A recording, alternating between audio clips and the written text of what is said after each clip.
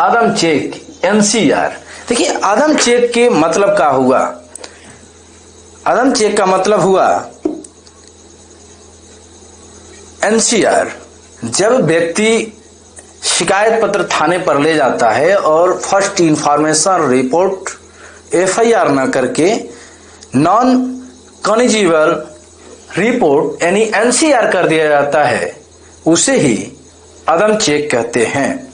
उसके बाद देखेंगे तीसरा अग्रीवर्ड पर्सन यानी व्यथित व्यक्ति।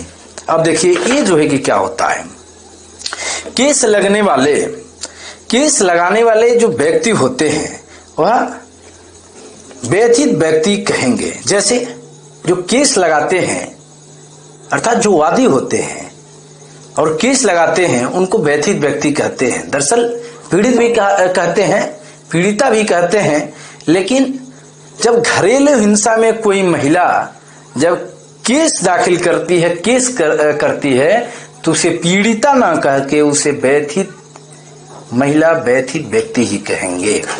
उसके बाद देखेंगे पंजीयन तर्क। देखिए पंजीयन तर्क क्या होता है, केस को दर्ज कराने के लिए न्यायालय में जो बहस होता है उसे पंजीयन तर्क कहते हैं।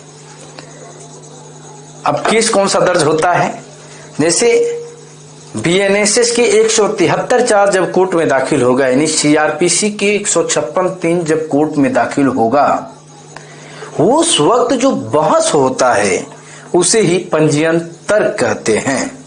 उसके बाद देखेंगे तर्क या बहस यानी आर्गुमेंट। ये भी तर्क और बहस ये भी है, लेकिन एक किस प्रकार का जो है कि बहस है, एक किस प्रकार का तर्क है जिसमें दोनों पक्षों से अपना अपना तथ्य न्यायालय के सामने बारी बारी रखी जाती है, उसे ही ये तर्क कहते हैं। तर्क यानी इस प्रकार का आर्गुमेंट कहते हैं जो बारी बारी अपनी अपनी बात सामने जो है कि रखी जाती है, आमने सामने होकर अपनी अपनी बात न्यायालय में जज साहब के सामने रखी जाती है, वही ये तर्क हो गया। जैसे हम बोल रहे हैं और आप बोल रहे हैं, दोनों लोग बात कर रहे हैं, तर्क जो है कि तर्क दोनों लोग दे रहे हैं, तो इस प्रकार का बहस हो गया।